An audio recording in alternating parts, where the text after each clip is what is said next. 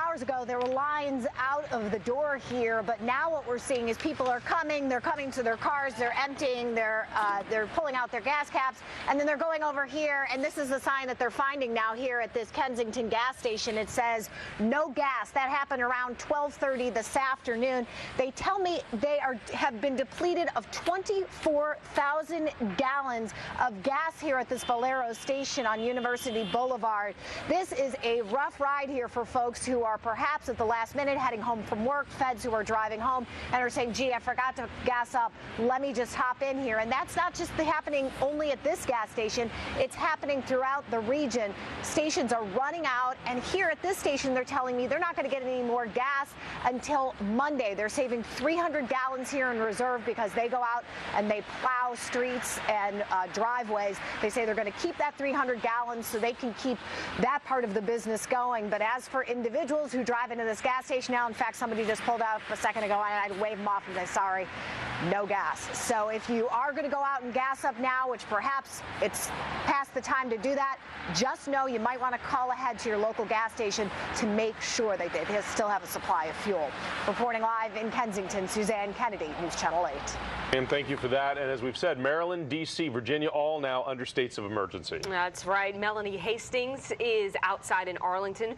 We will go to her in just a short while, but we want to move now to Brianne Carter, who is really at an active scene where cars are being towed in Washington, D.C. And we understand that's all because, you know, they need to make sure that there is way for the plow trucks to make their way when the snow starts to fall. Anytime they declare a state of emergency and you got a snow emergency, means you got to get your car off the street. The plows have to get through to clean it. Brianne is out there right now for us. And Brianne, the folks who did not heed that warning, it's going to get expensive for them.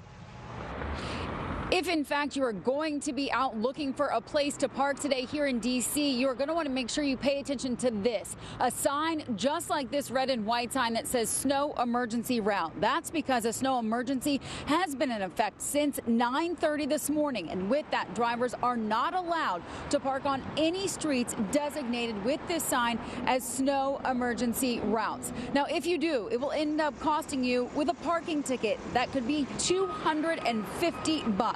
Now, this morning we saw cars not only getting ticketed, but cars being towed as well. D.C. Department of Public Works employees tell us that they tow those cars to get them off the roads so they can salt and plow from curb to curb without any issues when the snow is building up. Now, we were along U Street mid-morning as one man says he was working inside of his barber shop. He looked outside to find tow trucks by his own truck. Take a listen to what he did next. I don't see no signs, but no, I wasn't aware that this is a snow where I'm parked at. So my co-worker came and told me the tow trucks is out here towing cars. So I ran out here to get my truck so I won't be towed. Now, again, as long as that snow emergency is in effect, you cannot park in any of those spaces along those roads that are designated with that snow emergency route. It'll cost you a $250 ticket. They will then move that car. We were talking to those DPW employees. They say they will move them to other streets. If, in fact, your car is towed and you need to find out more about where it's been located, you can contact the D.C. Department of Public Works. In Northwest, Brianne Carter, ABC 7 News. Ooh, and that will be expensive, as you said. Another cost of this storm. You know, if they tell you to get your car off the street, and we've been giving you a couple days notice, just get your car off the street. Don't take any chances. Hey, Jackie Jarrett's keeping an eye on this. We have our entire weather team working on this storm. And Jackie, there's a lot to keep track of. These storm totals are kind of scary when you consider how much, and over the last couple of days, it's gone up a lot. Yeah, it has gone up a little bit, although overall the models have been very consistent in predicting a heavy snow event really since about Monday. And, you know, it's like kind of playing roulette, isn't it? You never know which meteorologist you're going to get when you toss to the Belfort Furniture Weather Center here. Let's take a look. You were talking a little bit earlier, I heard you, about visibility, and there's a live picture overlooking the tidal basin, and you can't see the Washington Monument anymore. 25 degrees is our temperature. The snow is coming down. It's generally a light-ish snow in D.C., but the intensity is beginning to pick up, and it's doing that very quickly, and that that's affecting your visibility. Visibility already below a mile and many locations west of Washington, D.C. Leesburg, Winchester, Luray, all down to about a half a mile visibility. And Charlottesville, you've got an inch of snow now on the ground with visibility about 3/10 of a mile. I want to show you live Storm Watch 7 Doppler radar, and this is giving you the live sweep around and updating information by the second. And take a look at some of those darker blue areas. I'm watching you into Loudoun County, southern Fauquier right now, into Prince William County.